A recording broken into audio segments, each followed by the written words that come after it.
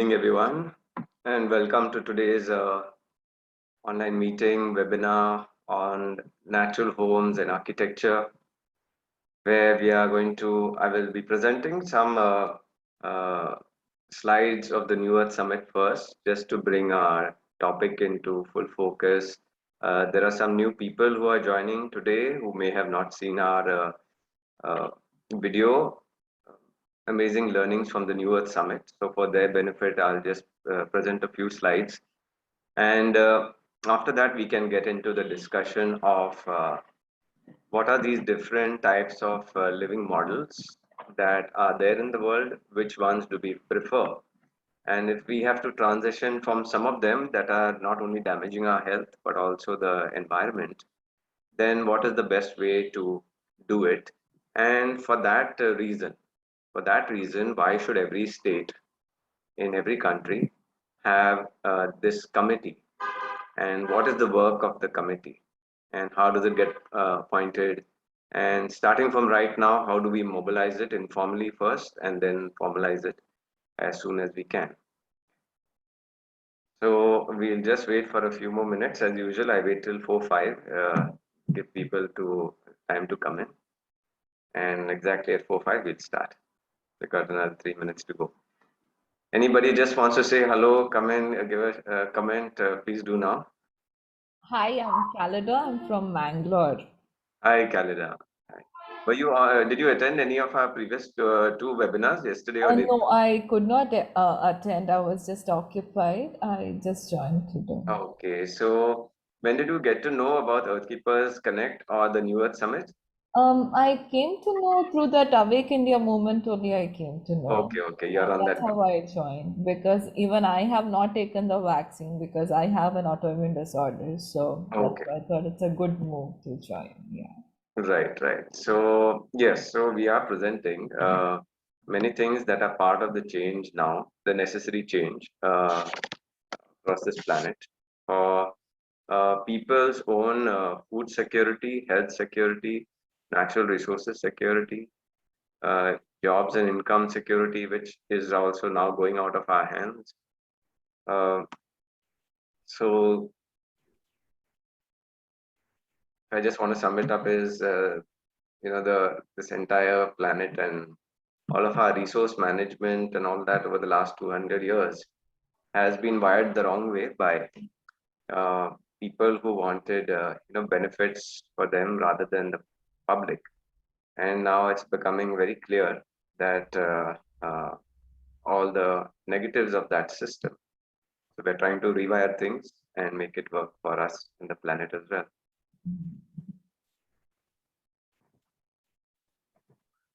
Thank you, Khalil. I'm Dr. Purwal from Mumbai. Hello, Mr. Balakrishna speaking. Hello, I'm Dr. Balkrishna Purwal. Dr. Balakrishna. Yes. We were Bangalore chapter. Yes, your voice is a little softer. Could you increase your volume somehow? Oh, Volume is not proper or I'm not audible. okay, I'll go to 100%. Yes. Okay, Okay. hello. I'm Dr. Balkrishna Purwal. Yes. I've joined recently your Bangalore Connect. Okay.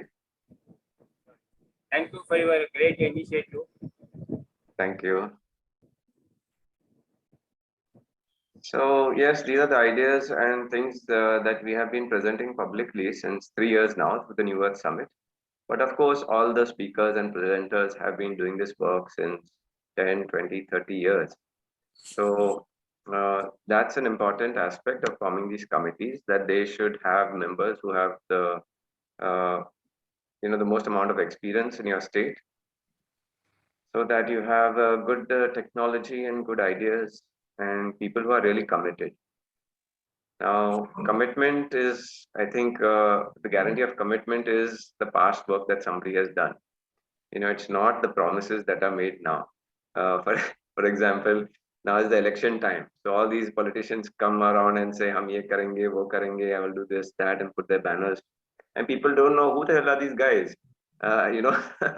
The basic fact that campaigning has to be done tells you a story that nobody knows what this chap has done for my state, and that's why he has to come and advertise. So this is the exact opposite energy of the kind of people we are asking to come in the committees. If their name is mentioned in the public domain in the newspapers, the people of that village or city already know who they are and they know they have served the state. There's no question asking, what will you do if you come in the committee? Well, I'll be doing what I've been doing as a pioneer over the last 20 years. So, so there are some beautiful, very simple things that are coming, into this network and system that we are designed, and really looking forward to, for more people to understand this and take it forward. Because all of this can go forward only with the participation of people. And I figured out if it's made simpler in a way that people can understand and they can participate, that is the real science of how it will be done. The science at any point of time is not some lofty idea that remains with a person's imagination, that when they explain can only be understood by a few. Because if a few are only understand it, then how will it get implemented or accepted by the masses? So, so the complete science of doing something at any point in time, whether it is now 300 years back or 1,000 years back, it is finally what can be explained to the people that they will understand, accept, and choose to participate in. People will participate for two reasons. One is because they can understand what's being told, and the second is if it will benefit them. And third, of course, we are saying it should benefit the planet also. So that is the energy and idea with which we are moving forward. So it's yes, it's past 4:05. So I will start now, and more people will join. That's fine.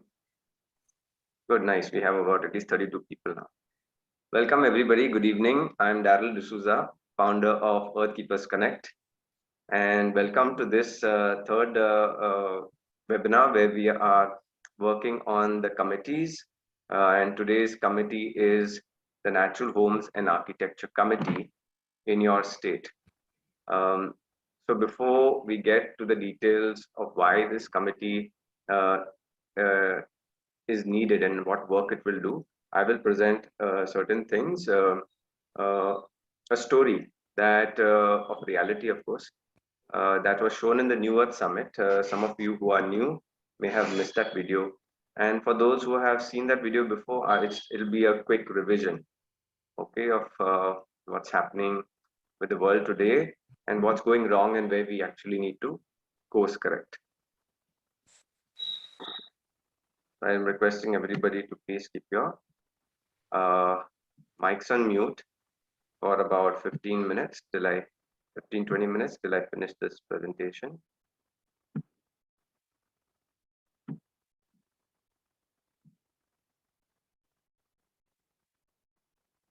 Yes, I hope this first slide is visible, right? Okay, good. Thank you. So this is what we have been working in more detail over the last 3 years of the New Earth Summit, India's first integrated summit on solutions to our problems in health, food, farming, and environment. The presentation from domain experts in all these areas can be found on our website in the form of videos. The website is thenewearthsummit.com. And when you click those links, they will take you to our YouTube channel and play those uh, presentations. So for the first year, they were about 45 minutes presentations by each of the experts. The next year in 2020, because of lockdowns, we took it online. So we had 4 panelists per topic. And first 10 topics were on wellness of mind, body, and spirit. Next 10 topics were on healthy food and farming.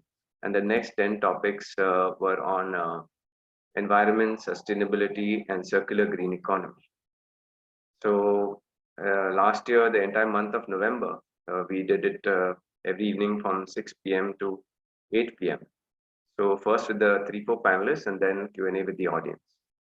So in a similar format, I'm just going to present for 20 minutes now, and then we'll have some good interactions with everyone here.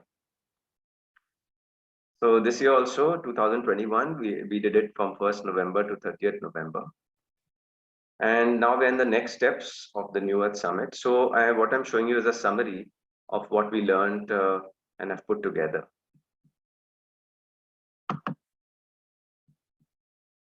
Starting with current, metro cities or smart cities, and the comments that were put in this from our panelists and from myself too, is that when you see this, of course, it looks nice in a certain way, but all of these things that come, these materials that come above the earth and go high into the air, and all of this construction, it comes at the cost of making proportional sized holes within the earth.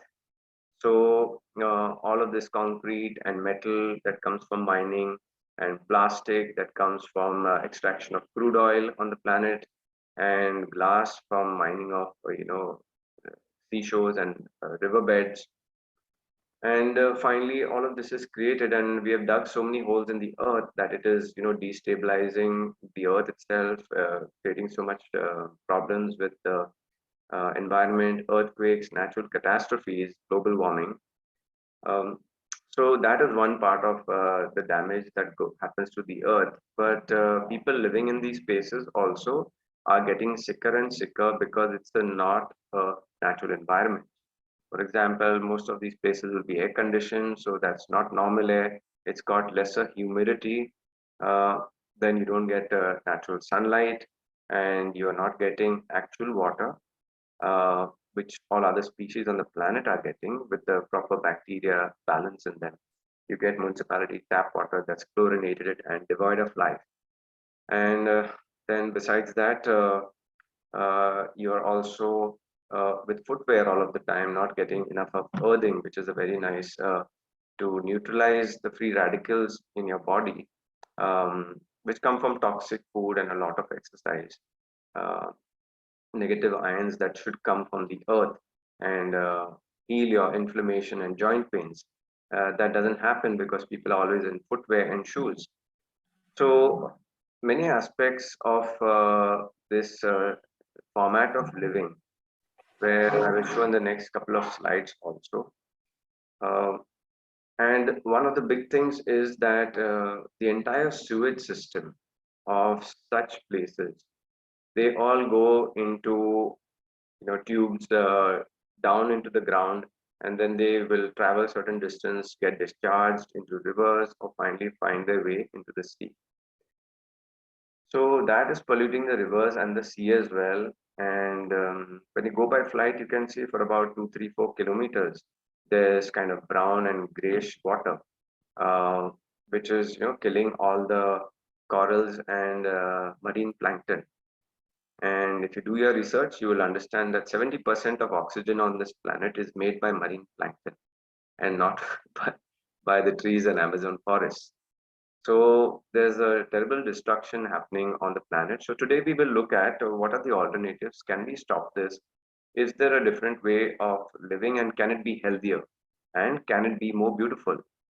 And can it also be simpler? Work for all of us. Yeah. So now these cities, how are they created? Because of so many people living in that space, that water is something that every human being needs on a daily basis. So you can only create such big cities if you start damming rivers and collecting water at one place. And then you will pipe all this water to the taps of all of those people living in the city. And then you can see some negatives of dams on the right hand side, what is written. But what does this automatically do? It starts choking those rivers, and the water going downstream starts drying up. Now, these dams have come over the last 20, 30, 50, 100 years. And over this time period that the rivers were flowing down, people were always living next to rivers. So as the rivers dried up, the soil was not getting enough water. The food growing, the plant-based food, all farming started dwindling down. People's population started receding, and comes to a point where lands become barren. And then, of course, people realize that if we cannot live here, they find their way upstream of the river into these cities. And that's the reason for people leaving these places and going and creating all that congestion in the smart cities or metro cities. Now, this is an important statement about learning things about science. So earlier, when communities were local and indigenous, um, uh, their environments itself were places for learning. And we have to remember that these indigenous communities, they were thriving all across the planet, and they have brought, since the last 10,000 years. And obviously, if they survived during that time and they did a good job, they are still there. But it's just over the last 200 years that our modern notions of development have brought us to a place where we are not having enough of coal, enough of oil, enough of minerals to take us further, more than 25 years into the future. So it's very clear that we have made some very big mistakes. So, like I mentioned, starving downstream of the rivers started creating scarcity, forcing migration into cities. And this was called as innovation, creativity, development, modern city, smart city. Still, those words are being used. And this entire science has been taught in all of the universities. And it was more of a capitalist movement to control more money flow, more development, and by that, more power. And I mean, if this is the world that we have manifested, it's very simple to understand this toxic and damaged world that has no future. It's very easy to work back that all the education that was done in all of these places has been very wrong. And we have to re-educate ourselves to find a better natural way of living, maybe go back to that model that was these people have been using since 10,000 years. So these are all the manifestations of the current system. Too much of transport, whether for work, whether to transport your everyday food and all the products and services, and all of this consumes natural resources of the planet, besides also creating a lot of heat. And of course, uh, all the factories that make those machines also are producing heat. Now, in a city, this is what you'll end up with, uh, where you would have got 100% natural fresh food every day. Now you are in an environment where your food is controlled and it's not even natural food. It's got a lot of toxins and chemicals, like on the right hand side. It makes a lot of money for other people, but it makes you sick, and then you have to once you're sick, then you are going for medicines. Again, in the city, you have artificial medicine system that does not even cure your illnesses. But if you were in the village, then you would have natural medicine at your disposal every day. So, um, what I'm trying to explain over here is, in those congested cities, you do not have any of this freedom. You don't have food freedom to choose healthy food. You don't have freedom to choose your natural medicines, which is local and thousands of years old. And finally, we'll end up in these situations where people think it's very natural that once you start popping pills, then after that you have to get some organ replacement. And then after a few years, you have to be on a ventilator or on intravenous support. Like I mentioned, besides a lot of sickness in these places, just to maintain them, to live in a metro city every day, the way people live, and all the products that they consume are, using up all of these non-renewable resources on the planet. That's why they are all dwindling out and we have no results left. And besides that, all of these products and services, they are all the factories that run to manufacture them, polluting the air, polluting the water. And now it's come to a state where people are running away from these cities. So at least by now, people should understand, something should hit them on the head that we are running away from a model that has completely failed for our own health and for the planet as well. And this was just that part about all the global warming that's happening. Some people try to say it's fake, but watch this movie that's called Chasing Ice.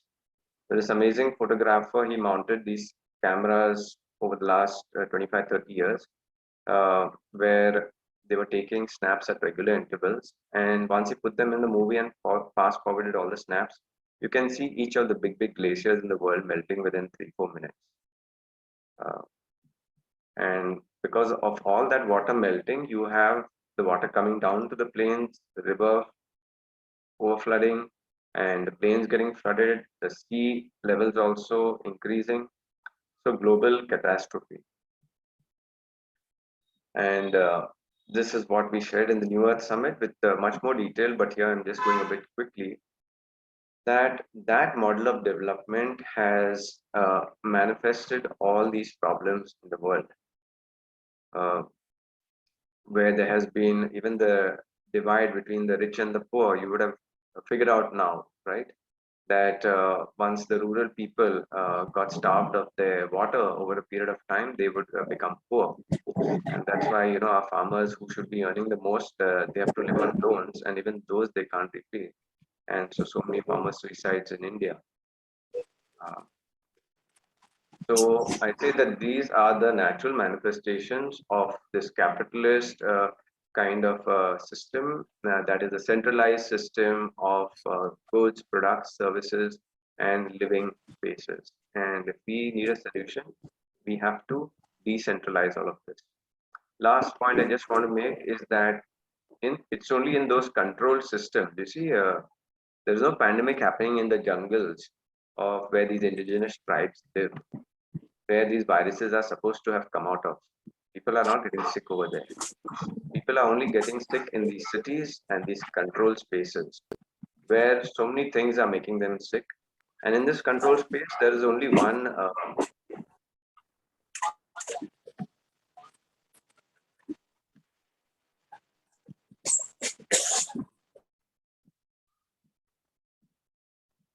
Sorry, I just had to take a break to mute everyone. So it's only in this controlled environment that you have the sickness happening with only one formula uh, for the solution. Whereas in open system where people have the freedom, especially in India, you have many other natural protocols to help anybody who's got COVID symptoms. And all of those people are recovering and developing higher immunity. Uh, whereas the vaccine system is only showing more and more vaccine injuries and vaccine deaths. So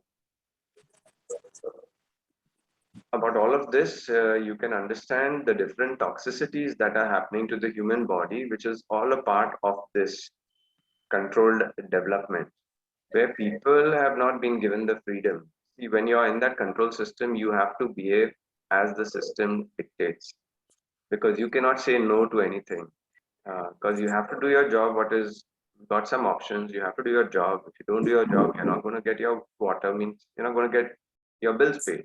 You're not going to get electricity, no water, no food, no health, right? So if you want all of these on your own terms and conditions, you have to come out from these control systems into a more free system.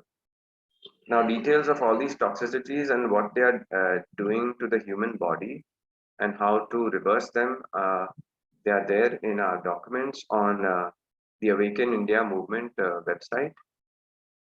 Please go through these two documents, The Truth of the Scamdemic and Scientific Evidence of the Pandemic.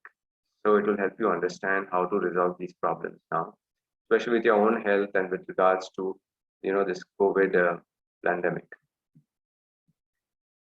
So coming to the solution, it's only people who will think naturally, go by natural principles, and reflect on the natural living ecosystems that people had established on the planet earlier and bring back all of that science.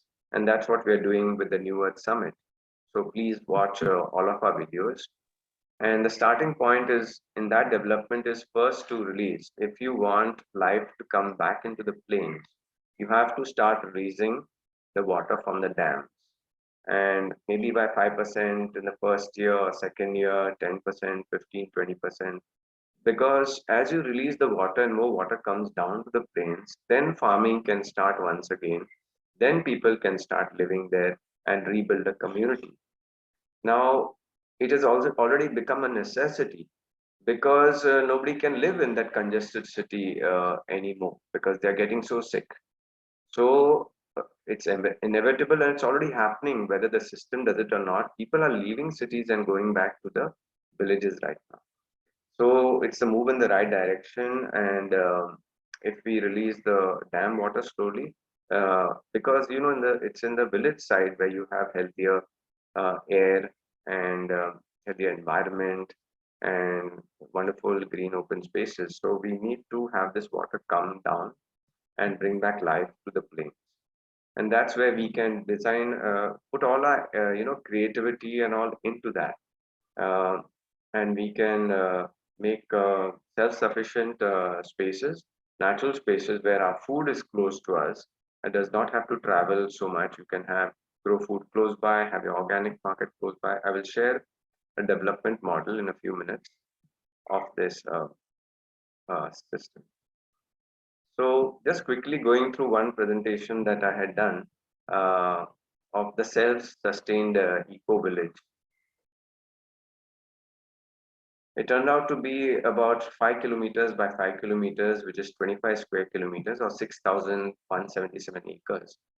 And developing a community which is having all amenities and your workspace and your food growing space and your water bodies, uh, everything, and people can access everything with just a 15-20 minutes walk.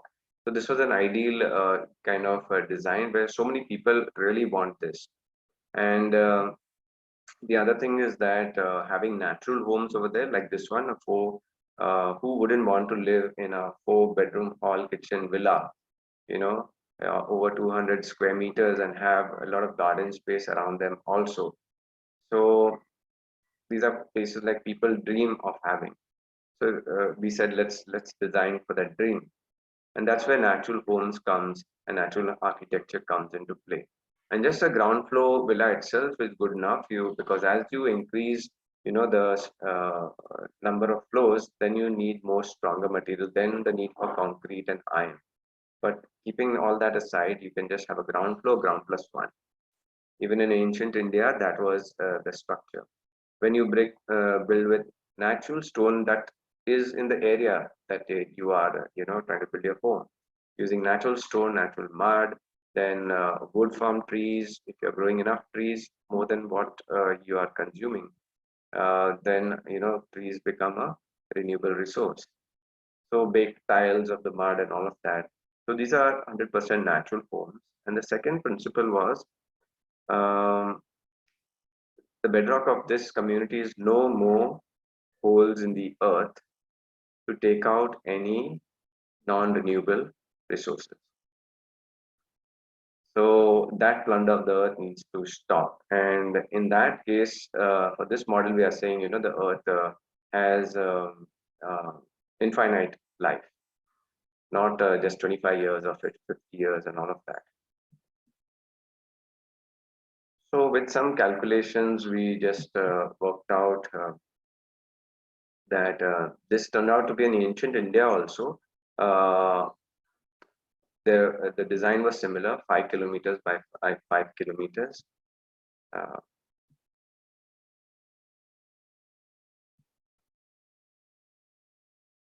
Now, from calculations and the available, let's talk of India. From the available living space in India, keeping out water bodies, forest, farming area, all of that, mountains and everything.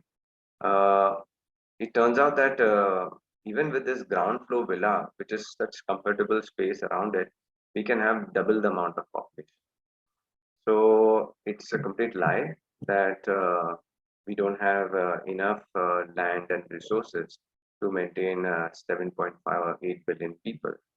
In fact, this planet can take up to 20 billion people. So this current thought that people are getting across the planet, that there are too many people across this planet now, and this planet should reduce its population. It's very unscientific and not real at all. It's just a fake projection. So just looking at a simple ideal kind of development on a green field space, where no construction is done before. If that's your river, then next to that you may have some forest growing. You can make your own food forest, have your own farming area. And this is in that 6,177 acres. Then that's your community market, then some place where you have certain animals and cattle that graze and give you manure and all of that for your farming. And depending on the slope of your land, you may have some water bodies or ponds, or you can create water bodies and ponds and do rainwater harvesting if you don't have water bodies. Start growing your fruits and vegetables and your pulses, beans, peas, roots, grains, have your market next to it. And then these blocks on the side are places where the workplaces or manufacturing facilities that are made from all natural materials, mainly plant-based materials, where plants can build your homes. They are your medicine, they are your food, they are your appliances, utensils. So maybe this is wooden artifacts producing area. Maybe this is your garment producing area, and different things. So these manufacturing facilities are around on the outskirts of the community, and the center is always the meeting place or meditation hall, a community center. And around that, if you space your shopping center, your food centers, your research centers, your education centers, and everything that you need for common public access uh, services. Uh, and then in between, you have your housing. So the people who are working in one kind of industry, their houses are close to that industry, and similar for the other industries. So your farming people will be living closer to the farm, and your organic market people and the people who are taking care of it, maintaining the cattle. So you can see that housing is all dispersed in this area. So with this design, you will realize that a person within 15 minutes of walking time can access everything. So this is a community where you don't need any vehicles at all. Maybe just a cycle or a tricycle will also be good enough for those people, like older people who cannot walk, or very young children. So this is a kind of idyllic design that we are saying is 100% natural living model, and where even sunlight is full life is designed as per nature. So your activity starts at 6 o'clock in the morning when daylight comes, because natural light is coming into your homes and there's no need for electricity. And then your day winds up by 6 p.m. in the evening. Um, so you follow the circadian rhythms, and then all of the building materials are all natural, and you don't even need electricity in this space. And we have a Facebook group now, where we made 4 groups where people can innovate and give all their ideas on how life has to be designed in these communities. So there's a lot of beauty, a lot of natural architecture, and natural options in life that you get in this kind of community. So we can discuss all of this over there. And let's remember, this is not some new innovation. This is how people have lived on the earth for the last 10,000 years. So we just have to pick up those skills again. And then this is the Vedic community design. So we are collaborating also on this with some of the experts in this country, between the Vedic design, which has very deep science by itself. And in this basic design, it's a place that's people are living at the center over here, and then there's a lot of forest and all around the place. And some people may find it a bit congested. So we're trying to figure out between the first model and the second model, how do we find a middle path. The next we call not 100% natural, but an eco-friendly model where the houses are, they need, this is just, of course, the mindset of people. Now, for those people who do not know how to live a complete, natural, beautiful, self-sufficient life, and it takes time, right? You cannot just so easily bring back thousands of years of old living habits and sciences into people who have been, brainwashed into this modern way of living over the last 200-300 years. So it takes time. So some people have understood that very clearly and they go for the 100% natural model. The other people say that no, to function in life now, I still need electricity, I still need internet, and so for them, uh, solar panels and windmills. But they already understand that solar panels and windmills come from making holes in the earth. And of course, after 20-25 years, all of that becomes scrap, and then it has to be recycled, and most of it doesn't get recycled. It has to be downcycled. That has become filler materials and bricks and compacted and stuff like that. But still, even this makes holes in the earth. This is not the model that will give you thousands of years of continued easy, good, healthy living for yourself and the planet. But some people want to live like this, so that's why we kept the second model. And then we're collaborating with Project Yug Parivartan. They also have a model in this area, the second type, which is called the Vice City model. And it's not 5 by 5 kilometers, it's 2 by 2. There's a smaller size which cannot be self-sufficient on its own. So that's why,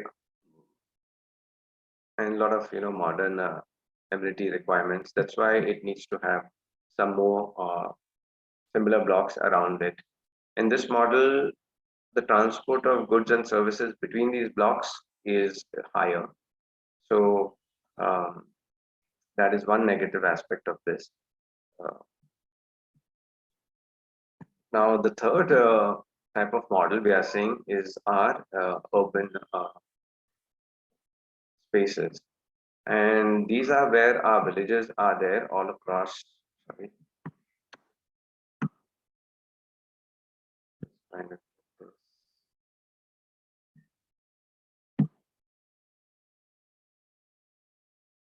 where our existing villages are, like this place that I'm staying in Goa, where we've got natural homes, but people are coming up with more and more concrete villas and buildings over here.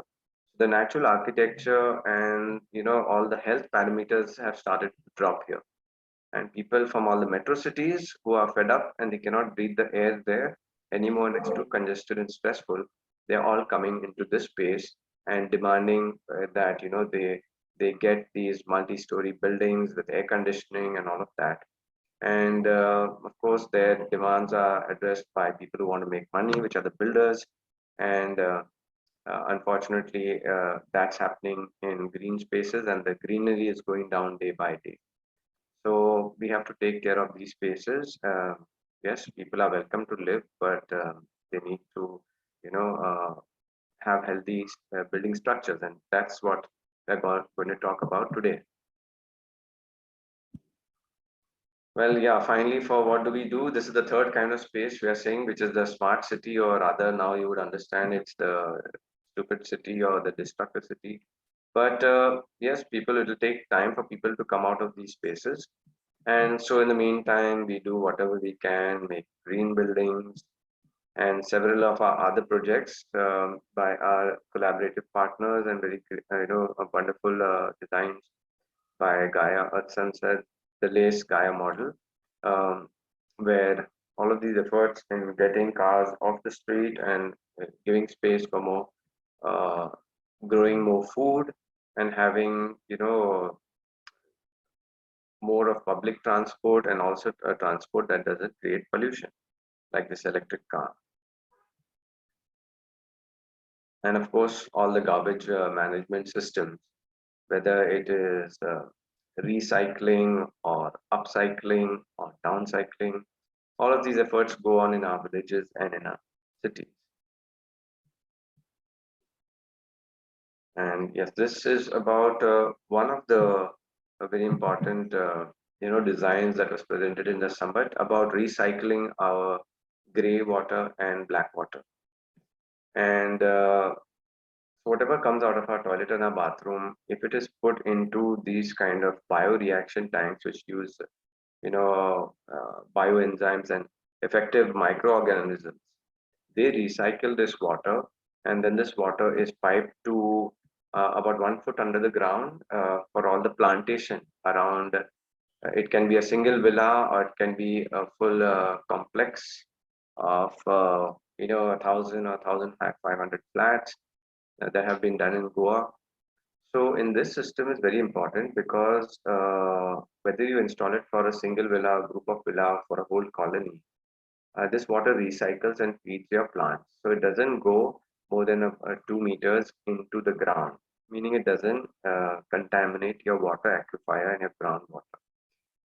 So if this is done all across the planet, now unfortunately in a 25-story building, that very high density population, you're not going to be able to recycle that much amount of water and pump it to greenery. So, but in spaces where you have lesser number of floors, then you can do this. So the great advantage of this system is that there is no more water getting into polluted water getting into your rivers and into your seas. So this is one of the biggest solutions for the planet right now in terms of uh, non the environmental damage. So these are one of the last few slides before I come to now our discussion.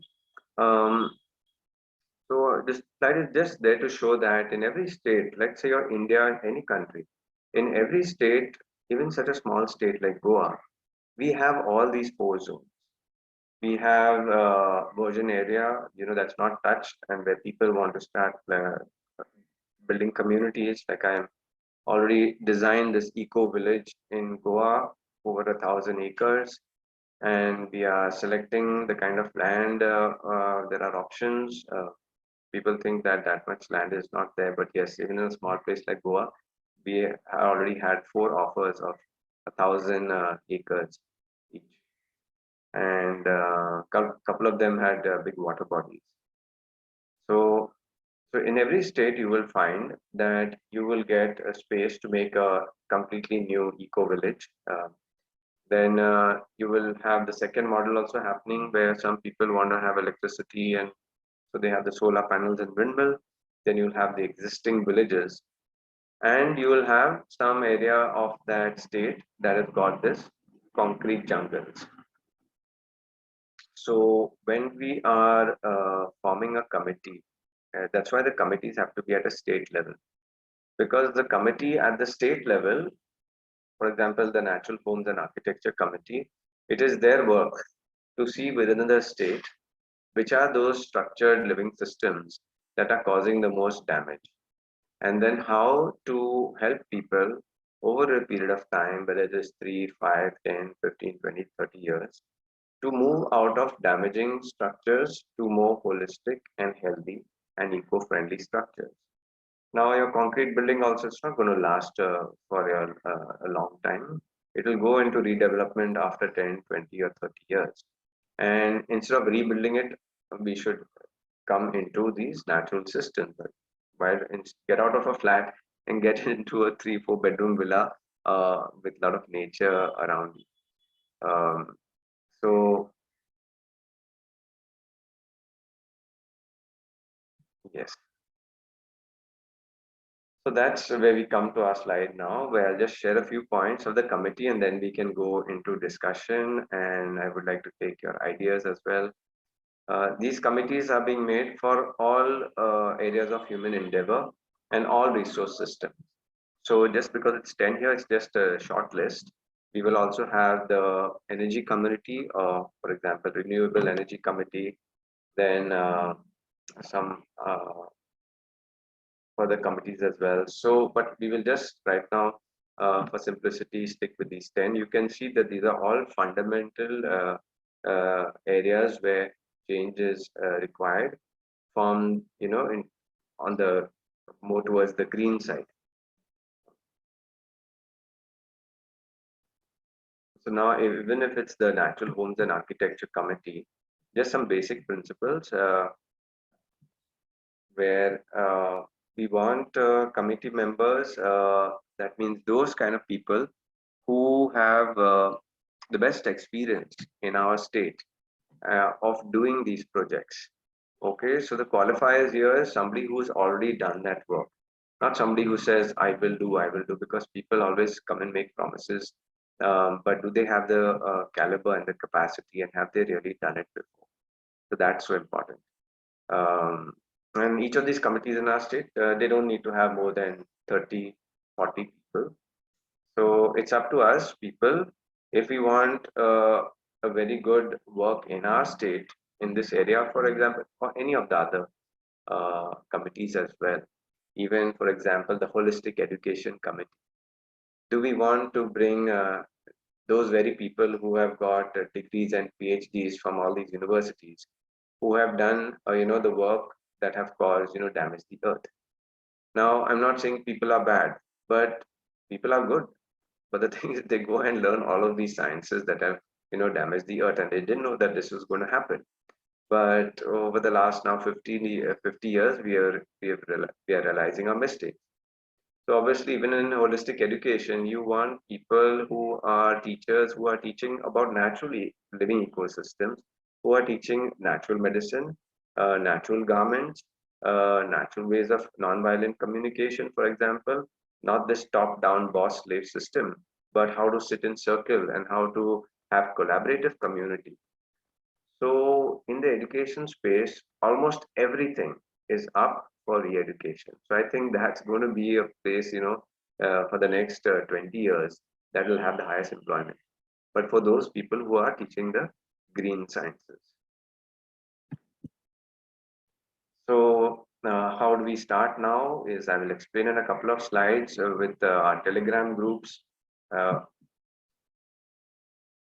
Okay, so first so it's for us people, for our own future, we should look out in our state who are the best people in this space and start nominating. Now, where we're going to nominate them, I will just share with you in the next slide. And once somebody is nominated, they can, also nominate uh, some of their other colleagues who have experience in that area. Of course, acceptance of people to the committee and all happens by majority vote after the checking of the person's credentials and their experience and what projects they've done. Uh, and if certain bad elements get into the committees, then they can also be voted out by majority vote. Maybe after a month or 2 or 3, an informal committee, they can, become a registered society once they have their memorandum of association and laws and bylaws in place. And even here, even though these, as per society's, laws, you need to have president, secretary, and treasurer. Even those people in the bylaws, we have to mention that they just have one vote. They don't. Secretary cannot order something in the committee. His vote is just one amongst the other 20 or 30 people. So the work at hand for committees is, of course, now these committee members are people who have already been doing this work and they do it on a regular basis. So what is their work in the committee? Maybe just meeting once a week and then working on these aspects. Once a week, they meet for about 3 hours. And so what they are doing is reviewing this anyway they do in their individual capacity. Anybody is into the field and been serving their state, they always speak up against wrong policy. They always give a better policy in place and even offer to implement some projects to the government and make proposals for the benefit of the people and the state. So proposing new projects, like I said, education programs of all of these new ecosystems, how to redesign them, what is the science and technology, doing events like the New Earth Summit, information, education, training programs, and campaigns to the public, to help guide the direction uh, of public perception and, what are the good things that they should choose. course, we are with the committees, we are also looking at collaboration. We will always support the current official government committees in all the good projects that they are doing. These committees that we are setting up are people's committees. Okay, and we can move fast because we are informal. So it could just be that, in a week, 10 or 15 days time, many of you propose names, at least 10, 15 people within your state, and you could have your state committee within 10, 15 days. And they can start, start doing the discussions and start planning their programs. So there's nothing stopping us. There are no laws against people getting together and doing good work. No constitution will support something like that. So yeah, weekly meetings, like I mentioned, there can be online meetings also, uh, or sometimes it may be required physical meetings. And then this is good, a monthly online meeting with other state committees. So that's exchange of ideas, sciences, technology, maybe some resources also. Uh, Yeah, so the next slide is about how it is structured in this network through Telegram, through our website, Keep Us Connect. So I'll get to that a little bit later.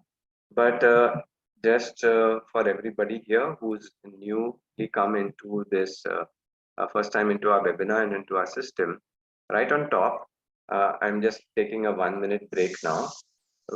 Please take out your mobile and open Telegram and type over there, search for this group, Earth Keepers Connect. You can see the spellings on top, Earth space Keeper space Connect.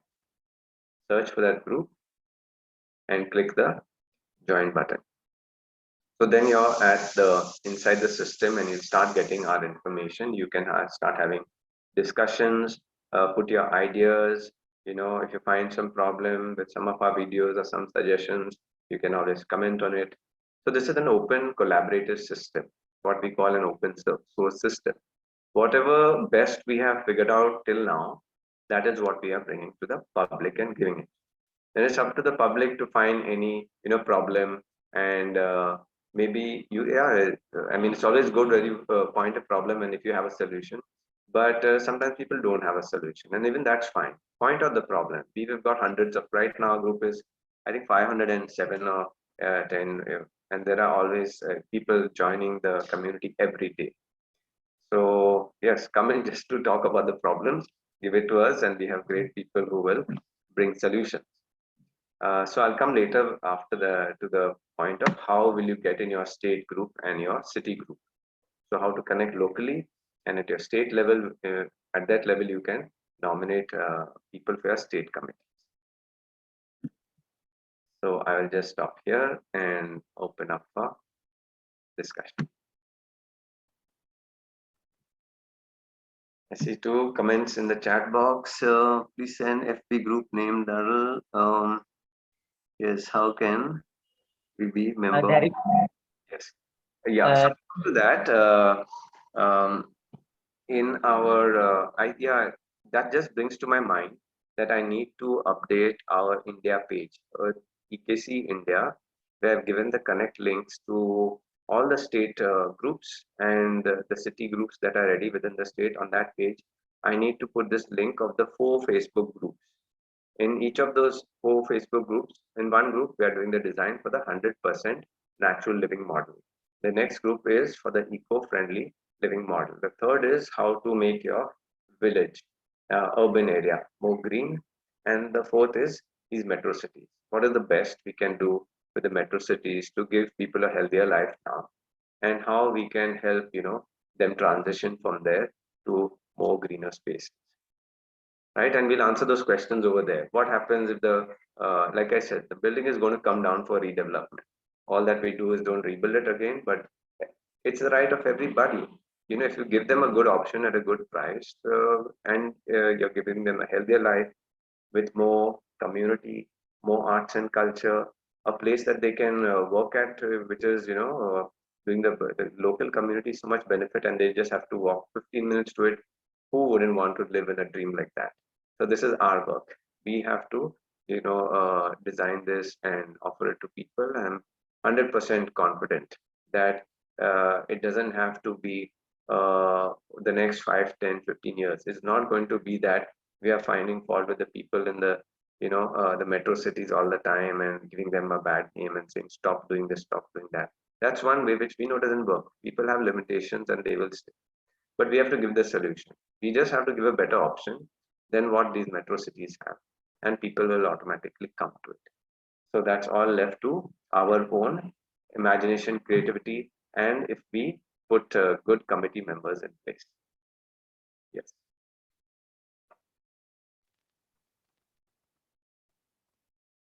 Yeah. So there's one comment from the name. Who is it? 1,000 acre or new eco village. Why not adopt a village, There, convert it into an eco village? Yes, so that's a wonderful idea, and that's already going on now. In fact, I was just on the phone 10 minutes before this webinar speaking to one of our summit speakers, Mr. Rupesh Rai, who has been a pioneer in India in rescuing the ghost villages of Rajasthan. And his story is so correct because the people, same what I presented today, the people from the village, after their water and all of that dried up, they became impoverished and then they came to the city and they started living in the city, the toxic city life and all, and they started getting sick and the jobs have gone down and their life is very toxic. So he went back to the village and started creating groups of people and bringing back their farming systems and the natural home systems. And then as the jobs and the communities and product services started becoming more here, these people started a reverse migration back to their villages. So this is also going on in places in India and across the world. So that's, yes, that's the easiest thing to do. And that's what I have been, since the last 10 years, been speaking on all of my webinars. And there's a webinar on my YouTube channel, Daryl D'Souza. It's called From a Madhouse to a Mud House, and that's my story of 2010. How I ran away from Mumbai at the top of my career and income levels, and I came to my ancestral home in Goa. So this is what has been going on, and it's a very good endeavor. And that's the first option. Yes, the best option is that's what I've been telling people: go back to your native places and start doing green projects and work with your village people to bring back the economy. Now the most important point, you would have seen what I mentioned. We have to start releasing waters from those dams. So these committees of ours at the state, they have to work, they have to make the new design, and they have to go at the state level and start getting these things done. They have to release the water because you need more water in the plains. And if you don't get more water in the plains, the best you can do is use all the rainwater harvesting systems and all that we have shown on the New Earth Summit. And of course, they are there all across the world. You can understand them. But besides that, we need to get the water back into the plains. That's an important part of bringing life back to our villages. sorry, Daryl, sorry. There is a. Are you able to hear me? Sorry, Yes, Daryl. can hear you now, Arvind. Yeah. Yeah. So there is a heavy rain in Chennai here. So my network is also very scratchy. So I just wanted to say one thing. And I've asked my architect Tasneem to join this call. So Tasneem is in the call. So she's my architect. So so how do we take it forward in Chennai? So either we can discuss separately or in this call, if you want to discuss with Tasneem, we can do. Yeah, so for Chennai specifically, we can discuss in another call with your architect and with your plot of land that you mentioned.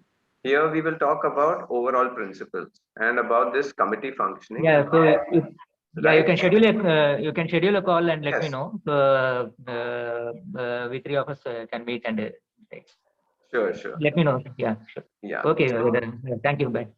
yes, you're welcome. So I just request people here, instead of putting comments in the chat, please speak up so we can have a flowing dialogue. Otherwise, my attention goes every time to the chat.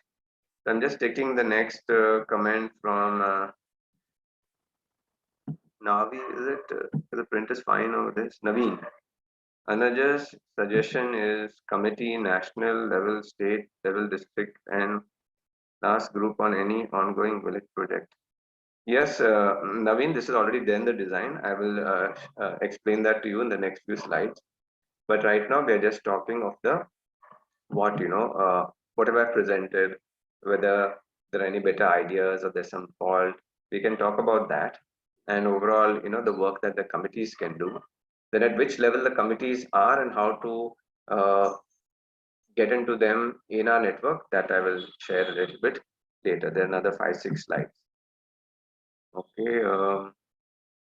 Okay. So Dr. Susan Raj is asking, is there anyone from Chhattisgarh over here? Yes. So for everybody who is on this call, um, let me take you. Okay. Let me take you to that specific slide where we can, each of you can now get into your right group right now. Okay. So I'll just open the presentation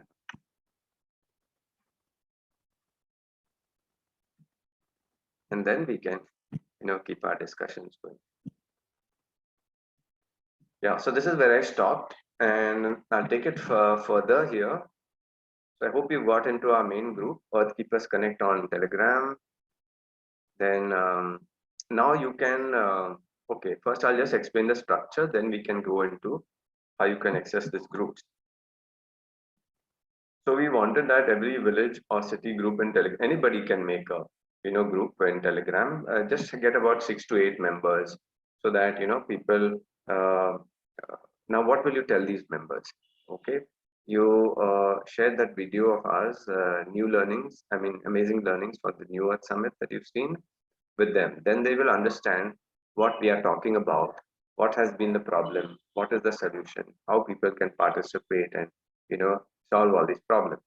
When that makes sense to them, then you can get those people together. And if on our website, so right now you can open this website. I'll show it on the next slide. Okay, earthkeepersconnect.org. Okay, before that activity of joining, I'll just explain the structure. So we can start with village city groups and then state groups also. So for example, there is EKC or Earth Keepers Connect, Maharashtra. That link of Telegram, joining the Telegram group is on our website, Earth Keepers Connect. So we're having state groups for people to connect. And then at each state, we are having these committees, groups in Telegram. So on average, 20 people in a committee into 10 groups. That is, each of the committees is one group. So Natural Food and Farming Committee is one group, one of the G's there. And then Integrated Natural Medicine Committee of your state, for example, Goa, Maharashtra is another group. So at that level, you have about 200 people working, and there's no fixed limit to the number of groups of people. They can be more. And then at the state level, there is one top level committee.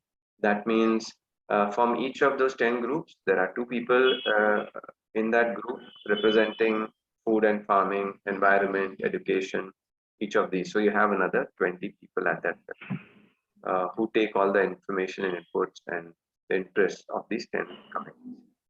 So you have one state level committee on top, and then you have national committees also, national groups. Like there is EKC India, for example, on our website. And then in India, you have this particular formula, 28 to, I'm talking about 3A. You have 28 states and 8 union territories, which makes it 36 kind of states. And 2 people from each of the committees of each of the states. Of course, each committee will just be 36 into 2, so 72 people. You can also have 3 people. I just have to. Yeah. So you could even have 3 people in that committee, so it would be 36 into 3. Then again, a national level committee over there, which is 2 people from each of those 10 groups. And then you have the global level. Now, at the global level, you will see we already have our group, that's Earth Keepers Connect is the global group. you have on average 200 countries, so that's 200C, and 2 people from each of the committees of your country. You have 10 committees, so 2 people from each. So that means the natural homes and architecture committee, that global committee of the world, will have 200 countries into 2 people, so 400 people. And then the integrative natural medicine committee of the world will have 400 people. So this is a truly representative democratic structure from bottoms up, representing the people. For example, this World Health Organization, it is nothing like that. It doesn't have the representation of all our nations. How can they call themselves a World Health Organization? It's just a corporation, it's a company run by capitalists dictating the entire future of this planet in health. The truth is known that people with natural medicine living in the villages have done much more work than this World Health Organization for the health of this planet. So these global committees, they will be there in every endeavor of life. So you'll have a holistic education committee also of 400 people that are representing two people, the best education people in your country at the global level. And there may not be a need also for this 4B. Why should there be a top level committee on top of that? I don't think there's any need, but I've just kept it there. So we'll have, so these are all people's committees. And of course, the state machinery and all will be there, the official posts and portfolios and their government allocation, budgets and all of that. They can be there and we can just support them. Probably they are understaffed, or they're not having innovative enough solutions, or there are too many, what is that, corrupt people in that system. That's why they cannot manage to manage our health on the planet, education on the planet, natural homes, everything is mismanaged. So we are here as committee people trying to do a good job, which is our right. And all of those who are, those of us who are interested and have the experience should take it up. We shouldn't waste a single day. So for connectivity, of course, you can always be, I'll come to that part now. Join your village group on Facebook, your state group, national group, and the global group too. So this is our website. Right now you can open it, earthkeepersconnect.org. Okay, take out your mobile, go to this website without any spacing, of course, all small letters, earthkeepersconnect.org. When you open that website, you will see this main page, which is giving the mission and vision of Earth Keepers across the globe. What is the meaning of the word? What are the activities under it? Then you will see on the as you scroll down, it's just one page. And scroll down, that first link over there, you'll see Earth Keepers Connect Global Network on Telegram, which is the group you've already joined, what I explained. Then you see Earth Keepers Connect in India. Just click on that. Earth Keepers Connect in India. When you click that, you will come to this page where you see some of our earlier WhatsApp groups that were there in 10 metro cities. But now we are exiting out of WhatsApp groups because they cannot take more than 256 people. And there are going to be thousands, and Telegram can take up to 2 lakh people in a group. So we can have much better networking in that. So as you scroll down that page, you will see this. EKC India is our country group. Okay, this is for networking to people across the country. You'll get to chat with people from different states. So if you want, you can join that EKC India. But what you should also be joining is your state group. All the states and union territories are here. And below some of these states, which are in bold, hyperlinked, you will see one in not bold. For example, under EKC Maharashtra, you will see EKC Mumbai and EKC Pune.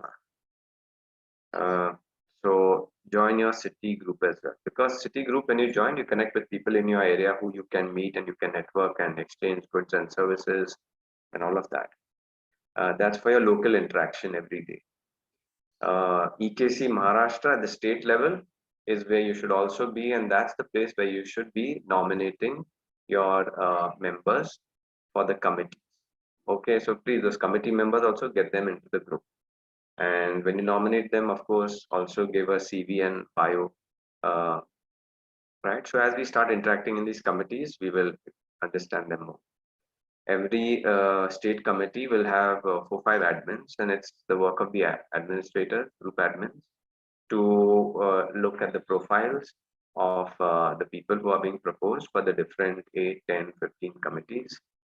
And the state level admins, I'm right now I'm the admin for all, but slowly one by one, I'm adding admins in different states.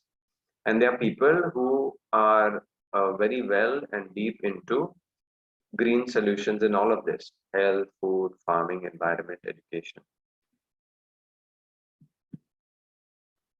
Right. So that's how you can. I hope you have joined your state group and your city group as well. And then when you have time later, do share it with your friends also. So we've gone through all of this. Our website, India page. Okay, now here, if you don't find your city page, you can make a Telegram group yourself, but at least try to have 8 members with you. And then once you make that Telegram group, you kindly post that in our main group and say, we are 8 people and we've made this group. I'm the admin, and share that in our top group, Earth Keepers Connect. Because once you share that link over there, then I will, or my assistant, we will bring that your group link onto our main page. Because anybody who visits Earthkeeper India site should know that, well, this city is also there and live. It at least has 8 members, right? So this is the structure. I mean, if you look at the design, yes, this is a place where everybody in the world could fit. Okay, so there is no such bar.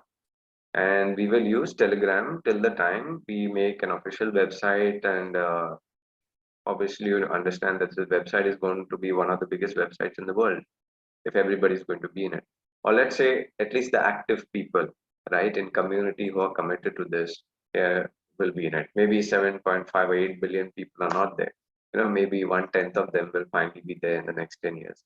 That's fine.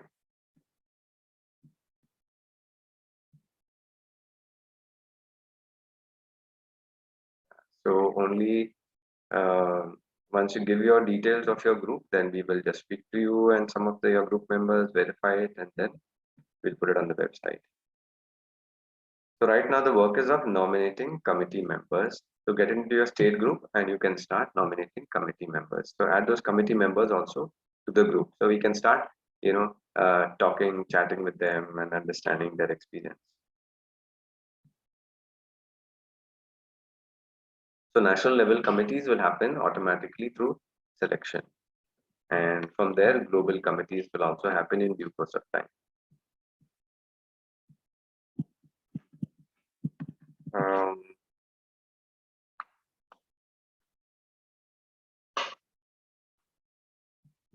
We've covered all of this. And this is our Telegram channel finally. So yes, I'm back with you all. And so the people, yes, Dr. Susan. So anyone in Chhattisgarh, I hope if there's anyone here, you found our on earthkeepersconnect.org. I hope you found Earthkeepers India page. You clicked it, and there you saw all the states. You found Chhattisgarh. Please click Chhattisgarh and join the group. So Dr. Susan is yes, an earthkeeper. She does wonderful work in wellness and in environment and for water and conservation. Got amazing designs of eco village herself, and she's been a speaker also on the New Earth Summit, and a very key person for our state in Chhattisgarh. So please connect in that group and you'll be able to chat with her. So here's Murtala. I'm from the state of Manipur. Hope in the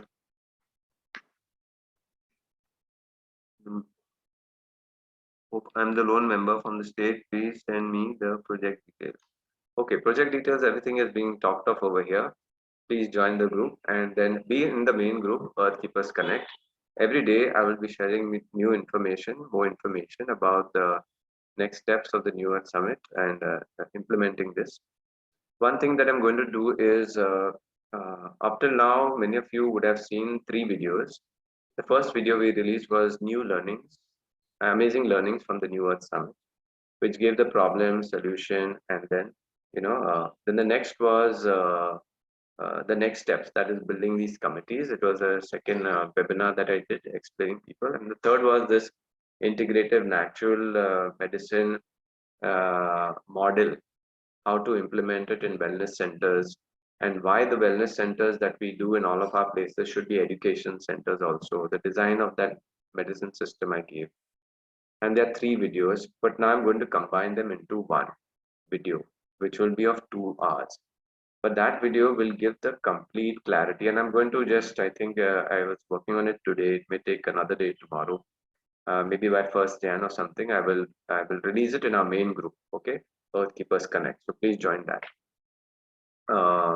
And that video then it's self-explanatory. You just send that video to any of your friends. You don't have to give them some convincing talk, some lecture and all.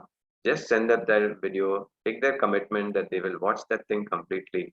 From then they will understand. These are the problems, these are the solutions. It's so easy to do. I just have to get connected with like-minded people. And this is the group in which I get connected with these people. And this is how we go ahead. Okay. So when we make it like that easy for people, you'll be able to get more and more people in.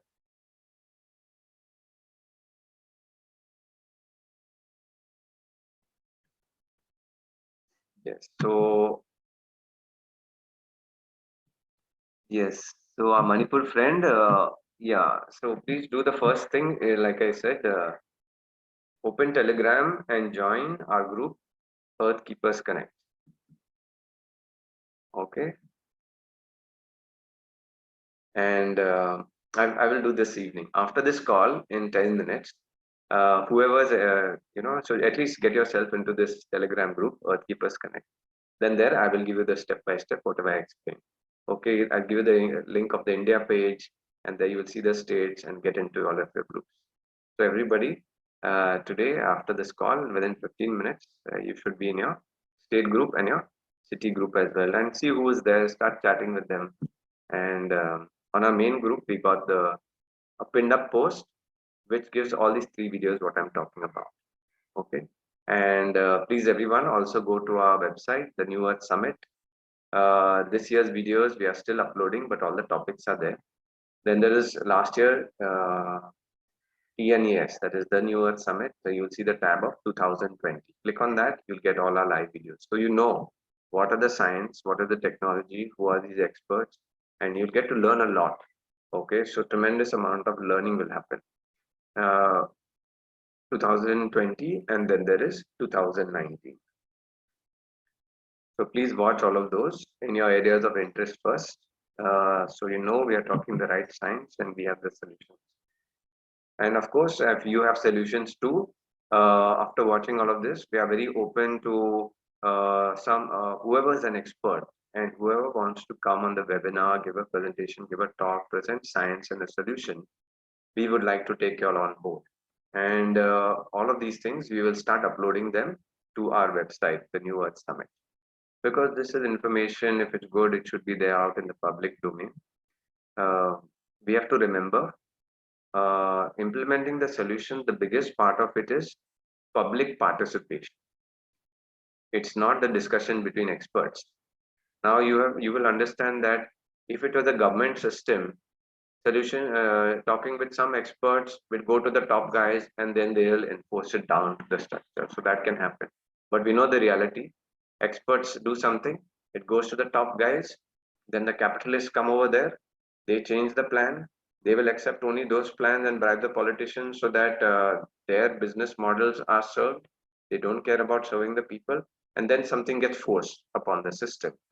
And this has been going on for the last 200 years. And that's why we are in such a deep problem. So, so we have to understand when we are an informal system, of course, starting first, we become registered societies and all that. So we are still independent bodies. But our system will be able to work if there is people participation. So people education with the right kind of knowledge and people participation. Participation will come from what? How will people participate and know what you want to share? If you bring them in this network. Okay. So bringing them in the network is the first thing. That's why I'm saying join the group right now. First step. You start getting the information. So as we are in the group and the network, then you can share your very deep skills and all. Then it will flow it through the entire network across this country, and this system is designed to be a global system. When we get some good alignment partners from different countries, now already I've got some very good friends in US, UK and USA, right? They all are talking of making a page for their country as well. So I said, yes, bring in some more people on board, then we'll give you your page and you start adding people from there.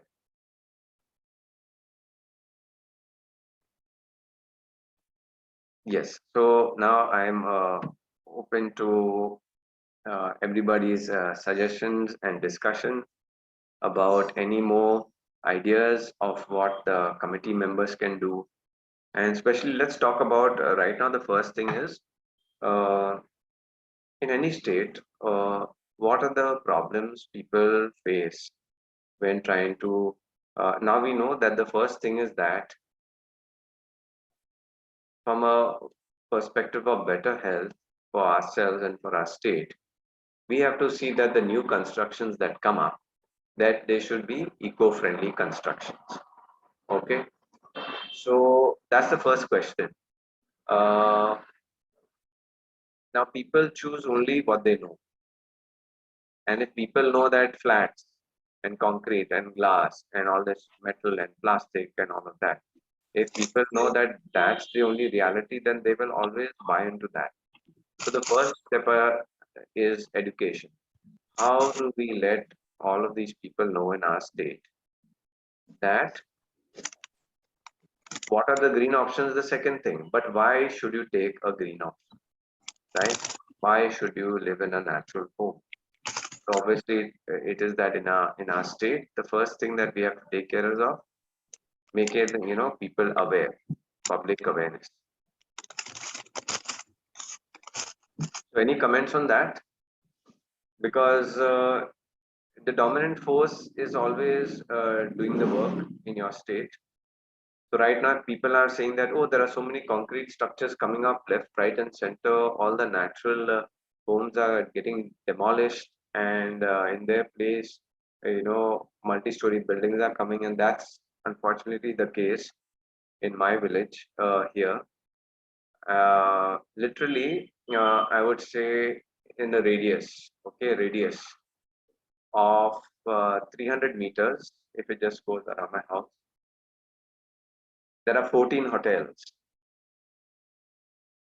where there was not a single hotel over here. That's only maybe not. It was a good thing 20 years back that I was living, 10 minutes walk from the beach. Now it has become the curse. So it's become the seashore destination of India, Goa.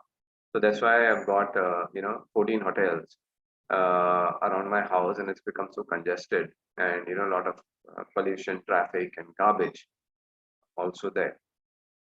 So these things are going to happen in green spaces. So the first thing is let's talk about that. What can the committee do with regards to, do we have to go against builders, or do we have to talk to the people and tell the people to make right choices? And then if the people only start asking for natural homes, then the builders will make natural homes. They may make some concrete jungles, some concrete tall buildings. But if people have the education that the concrete building is not going to give me health and not going to give me mobility and all of that, then the people will not go in that building. So what's the point of, the builder can make what he wants. So it looks like at least in this natural homes and architecture, the main education has to go to the people, because the builders will go in the direction of demand. Nobody's saying that builders need to get less money or they need to shut their business. We are just saying that they need to make green homes, and they will only make green homes or natural homes if the people ask for natural homes. So maybe that's a topic, we can start with that topic of discussion. How do we get the public to understand and accept more natural homes and building materials?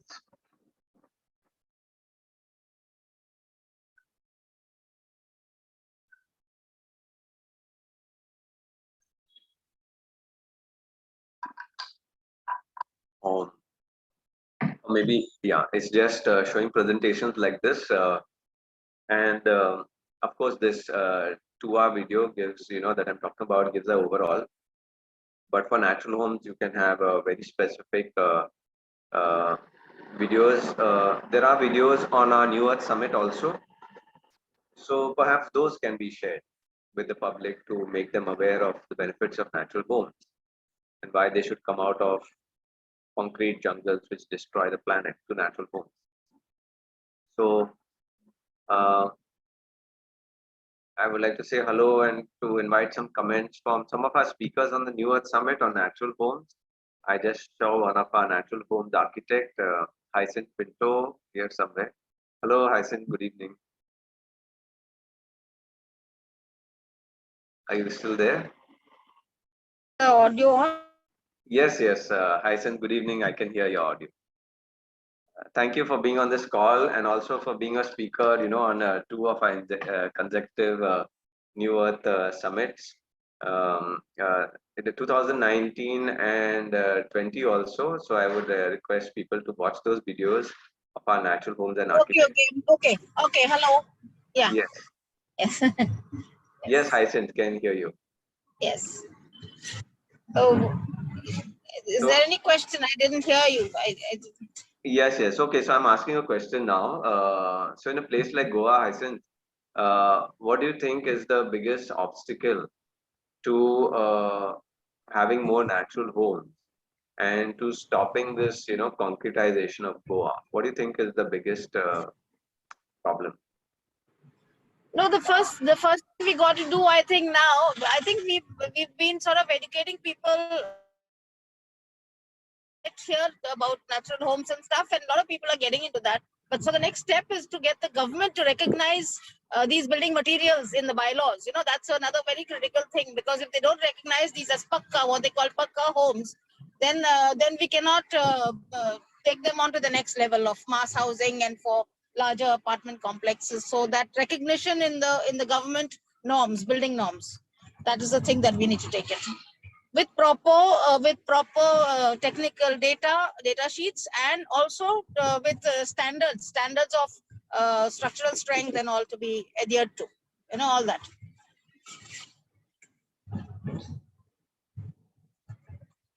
So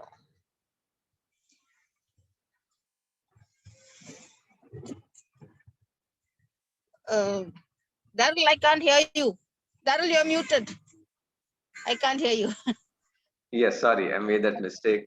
Yes, Yeah. so what I was sharing is that in a place like Goa, where of course we've had natural homes, I'm living in a natural home, and a section of my home is close to 200 years old. So that's, I mean, people in the city need to hear this. Natural homes can be, they can live, they can last for 100, 200 years. And Yes. The concrete multi-story building that you live in, those structures and the iron inside is going to rust and rot, and that building is Yes. going to fall by itself in 40, And 50 it's years. showing up already in the city in so many structures, Yes. So some realities people need to understand that. So yeah, so my point was that we've had natural building materials here. Now, are you saying that to make more natural homes, that you need to get certain new materials? Are they approved by the government? They're not new materials, but what happened was these structures got classified as kacha homes, over some time in the 70s. all Yes. mud structures and structures that were built with mud and stone combinations were classified as kacha homes, Okay. the way they Yes. were done then. So that pakka and kacha. So once it's a kacha home, it is not really recognized. And then they want to, for all our approvals, we need an engineer, structural engineer, to give it RCC design. So even if I'm doing a mud house, I have to produce an engineer to give me an RCC design before I get my approval. So the slabs, even if I'm not building with RCC, I'm building jack arches of brick and all. To Yes. get my approval, and to get it faster, we just have to put in an engineering plan of RCC there. So what I'm saying is all that we should be able to avoid, and Yes. clearly Yes. say that we are building jack arches, we're building with mud, we're building with planks or whatever we're building with. Right. So yeah. So this is, coming as quite a shock that you're saying that even in a place like Goa, which the norm was natural mud homes, you're saying right now if you try to build a new home, you will not get a approval if you're building a mud home. Yes. If I say I'm building with mud, I will not get it approved because the engineer will not be able to say that he's giving a structural liability for that, because there are no standards put in place in our bylaws here, So recognized standards. does it mean that those 100+ years huge Portuguese villas in Goa that are still standing, Yeah. does it mean that they are kacha homes? So according to the government, they will be kacha homes by Wow. the yeah. Okay, so So we something that is stood for over 100 years, it's considered a is a kacha home. kacha home, but a concrete home is a pakka home. I would really like, since people from other states are here, I would really like to get feedback from other states. Is this the case in your state also? If you go to build, other natural homes, do you find the same problem? If you want to build a natural home that it is classified as a kacha home and you have to get this approval from an engineer actually on the blueprint designs for RCC. Is that the case? It's the same guidelines in Karnataka also, but the difference is these kacha homes are considered as temporary, so you don't need approvals. You can just go ahead and do that. Oh wow, that a kacha home is at a temple. That means some part of the home has to have that religious altar and certain thing to make it a temple. You won't have any approvals. You can just build it. Okay, you can just so you don't need an approval for it. If you make a natural home in which Karnataka, you said. Karnataka, yes. Okay, but actually, yeah, that means you would be declaring that you are making a home, right, not a temple.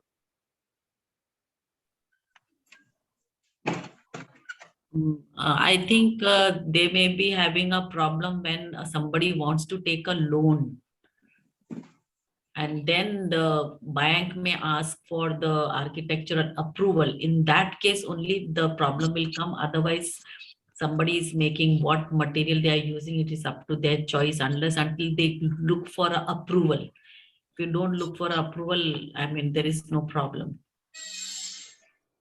Okay, okay.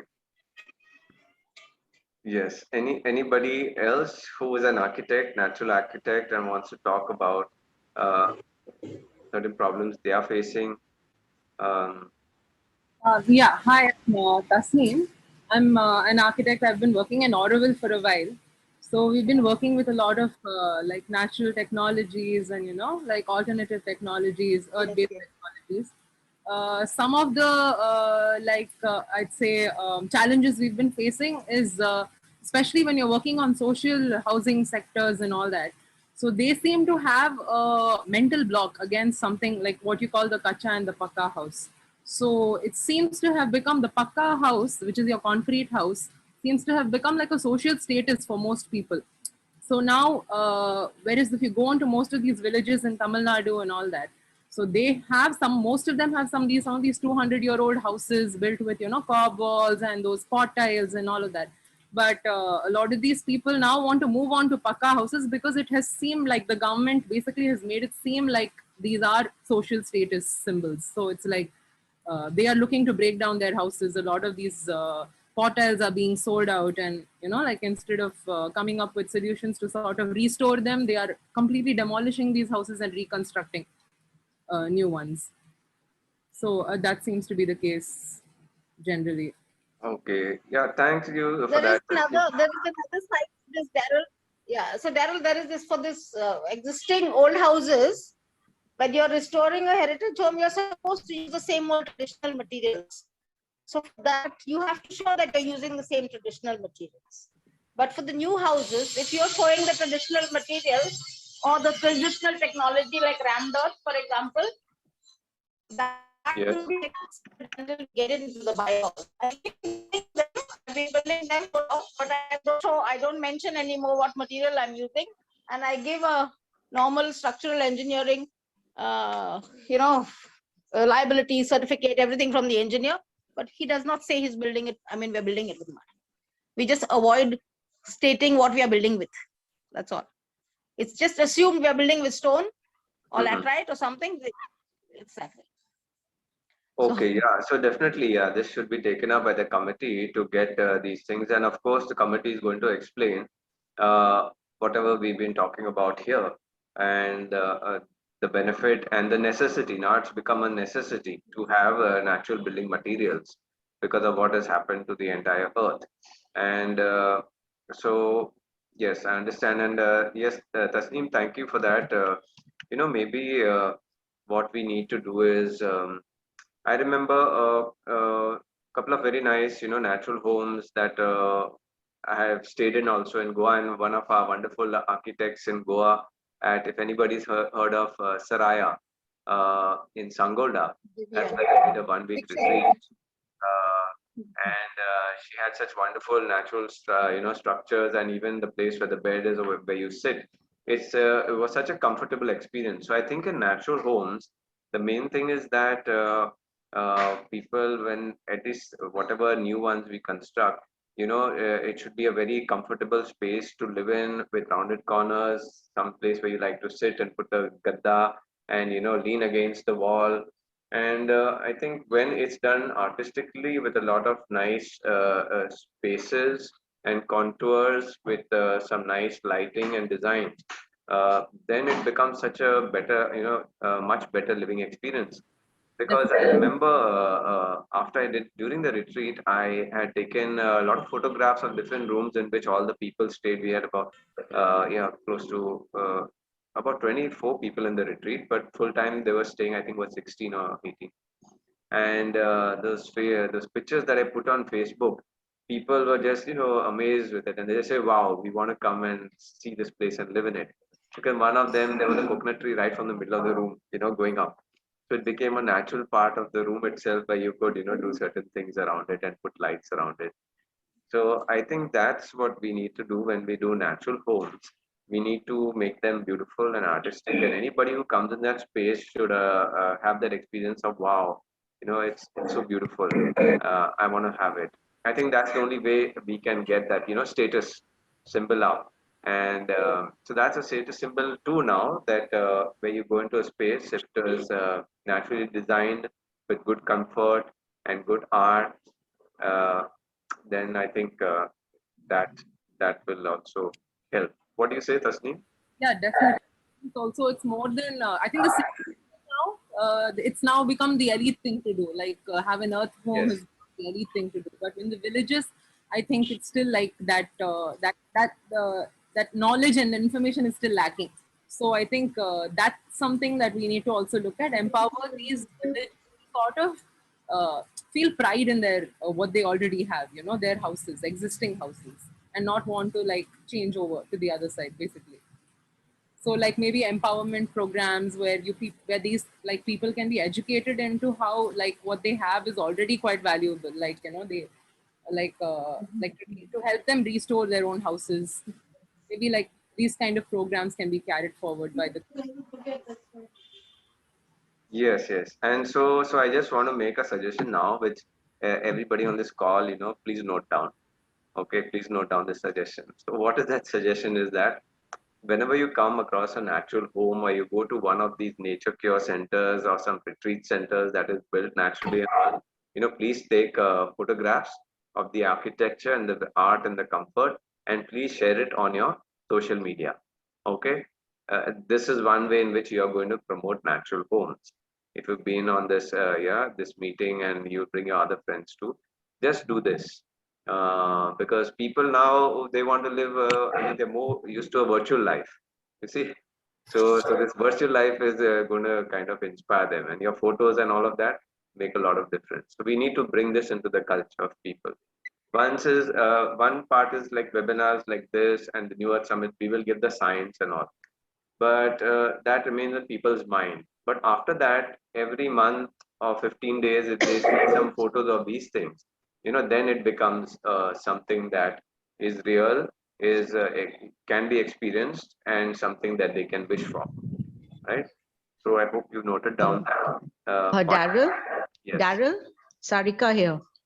Yeah, Yes, can you Sarika, hear hi. me? Yeah, Daryl, good evening. thing you spoke about the retreats, because this is what I was coming to. I was just thinking that wouldn't it be a good idea for, since yes, the eco village and the housing and everything is at a macro level, but for people to be educated and actually get the experience of what a greenhouse or a green home is at a micro level.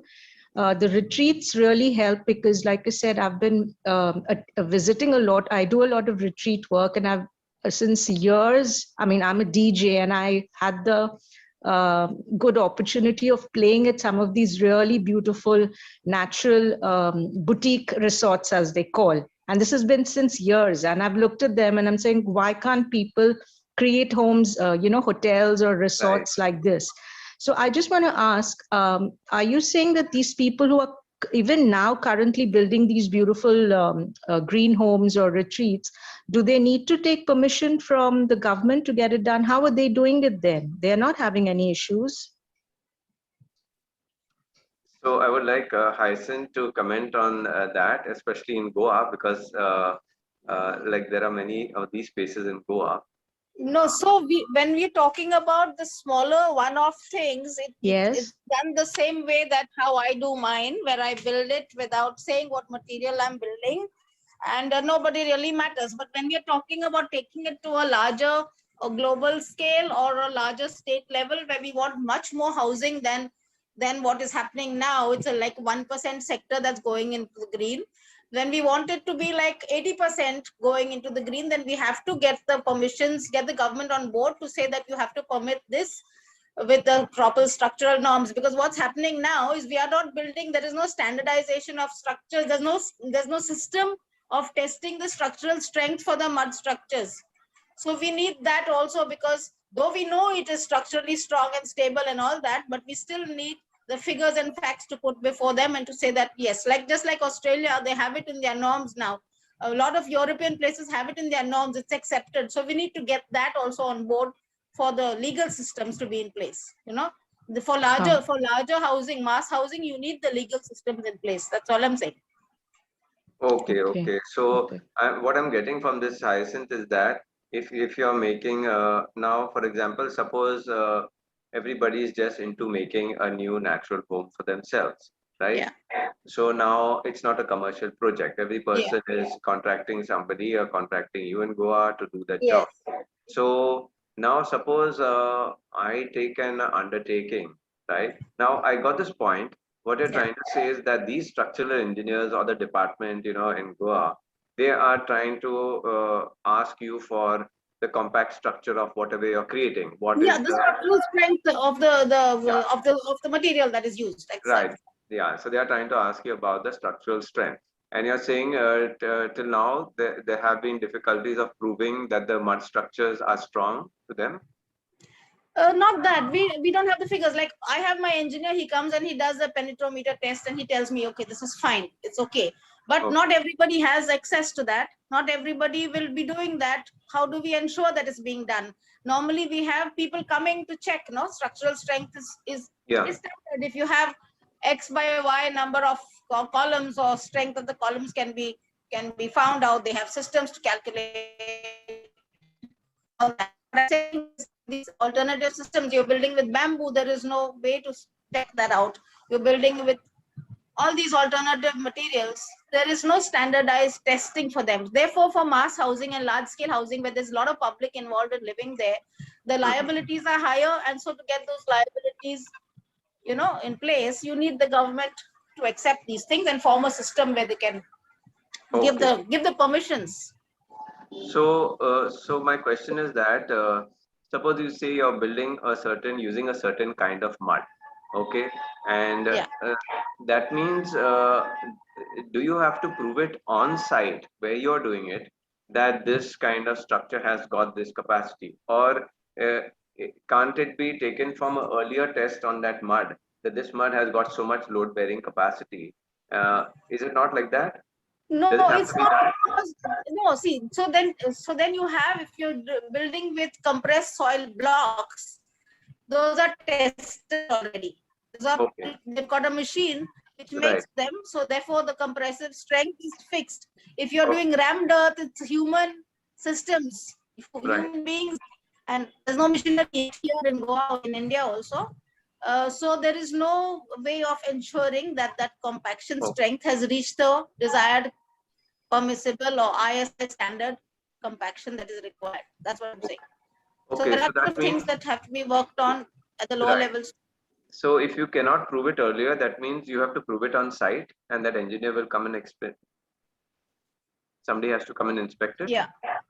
Okay. But that's for our own satisfaction, because we are taking liabilities. That's why. But I'm saying, like the basis of all approvals by the government, it has to go through a system of structural approvals also.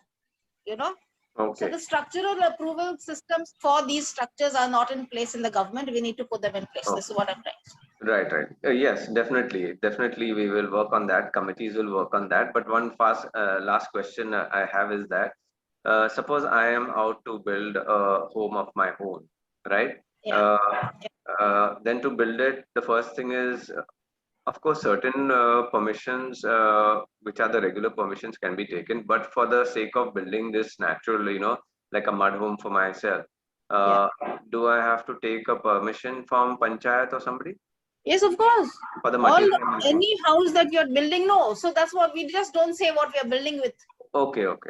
So the approval will come based on all your designs and the materials. Based on your bylaws, that your house is getting this thing, and a structural engineer who will sign there saying that he's taking the liability for the RCC. And you have to give an RCC plan, which is stupid. Because if I'm not going to use RCC, why the hell should I give an RCC plan? Right. So that's what I'm trying to say. So there is no space for me as a user to go and give an affidavit, and I said I take the liability of this house falling on my head and all. I would like it of mud only. And is that not enough for them? It should be if you're building for yourself. It should be. I know. Okay, yeah. So we'll find that way out also with our lawyers and all of that. That if I am building the house in my own way, and if I'm ready to take the liability of it falling on my head, then please don't stop me. Exactly. I mean, if permissions are going to be delay my project. Okay. Thank you for that, Hyson. Yes. Any other anybody wants to share or ask, please do. And I'm just going to read some comments. Well, they're not questions, they are less comments. Okay. Yes. Anything else? So,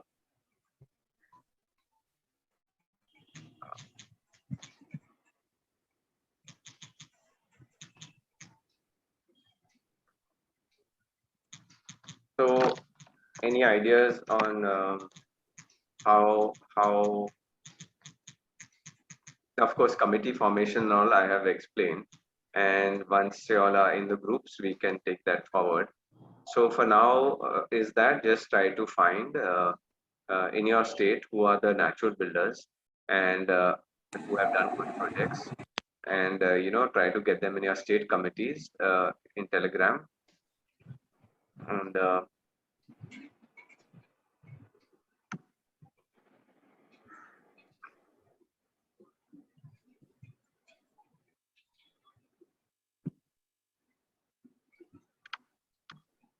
somebody is asking a question, which is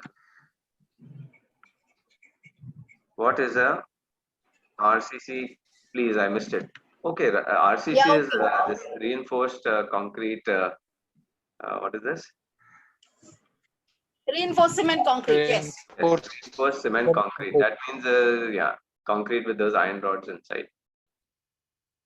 And that is what I've shared in the first slide, that all of these concretes are chemicals which come from, making holes in the earth and running all the cement factories, extraction, cement, pollution, toxic material going into our building materials. And then the metal also that is there is going to get rusted and your columns are going to break after 20, 30 years. So we have to avoid all of that. So the earth keepers, the most committed earth keepers, are into the first 100% natural homes. So I think that's the most interesting project. Like for example, I just was sitting and at the side of my window, okay, and it's an old Goan home, and we've got these. I don't want to tilt my computer and show that, but it's got these iron bars, right, for the windows. And then we've just in a hurry and all, earlier I had got this aluminum framing with this uh, mosquito mesh. Now, when I came to Goa, I got a aluminum one, and it was coated with certain thing which was making it shiny, because they said that it lasts more in this salty place. So of course it did its time, and then it eroded. That was 2010. It eroded in 6 years, 7 years, and then I had to replace it. Now I've got this a nylon thing, and I was just thinking, why did I take aluminum in the first place? What am I doing with this nylon? And I just sat there for 10 minutes, and I just came up with one simple idea. Maybe it's there in many places, but I never heard of it. And I said, for my natural home in Goa, I'm going to have this as a, instead of this, metal frame. Uh, of course, like that community design, what I'd shown, it's a community where on the outskirts, where those manufacturing places are there, at that border, you're going to have certain, I mean, security people will be there, at least one watchman or something. And then between the buildings, you will have some fencing. So it will be a community that has got a boundary. Because if it's in nature, then you'll have wild animals that are trying to come in. So there will be some kind of fencing around that 6,000 acres. Uh, Sometimes it may be a water body on one side, and that's fine. But uh, yeah, in general, yeah, it's a known community and quite a protected space. So for that, I was just thinking that, my window will be, instead of this metal frame, which is making holes in the earth, okay, I will get a artisan crafted wooden frame, which is nicely designed and all of that. And then from the inside, I'm going to put, a mosquito net, but which will be made out of cotton, like this mosquito net, cotton mosquito net cloths that you have. And all that can be made in the community. So then I said, okay, so I've got a solution that I don't need any window panes in my house. So like this, we can do really, all these ideas we can share in our groups on Facebook. And let me see if I can just share those groups with you. They were in a post of mine. I just need to open Telegram. If I can do that, I'll do that in a minute. Till then, we can have some other questions if anybody has.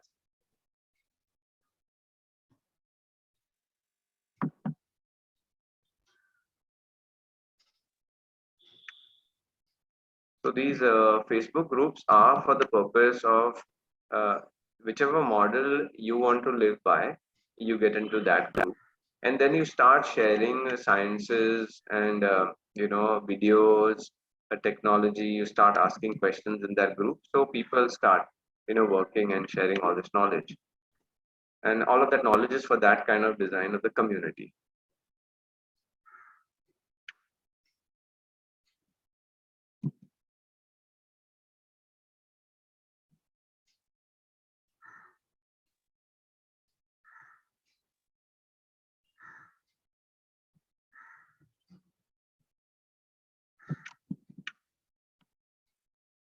So if there are no more questions, then we are going to wind up. I will just share this last link of these Facebook communities. like I said, I'll share it in the main group also, Earth Keepers Connect in Telegram. So please join us over there. Yes, I've got this link. I'm just going to post it in the chat.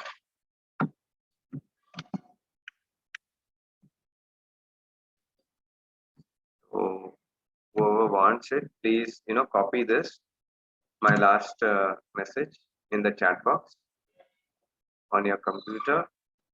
And then you can see those 4 models are there.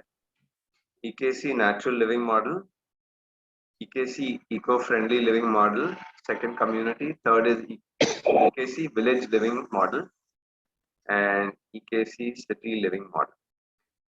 I mean, even in that EKC Village Living Model, I just said I'll keep the name like that because in the villages also, all of the villagers, even for a ground floor level, they are doing all of these concrete and reinforced RCC.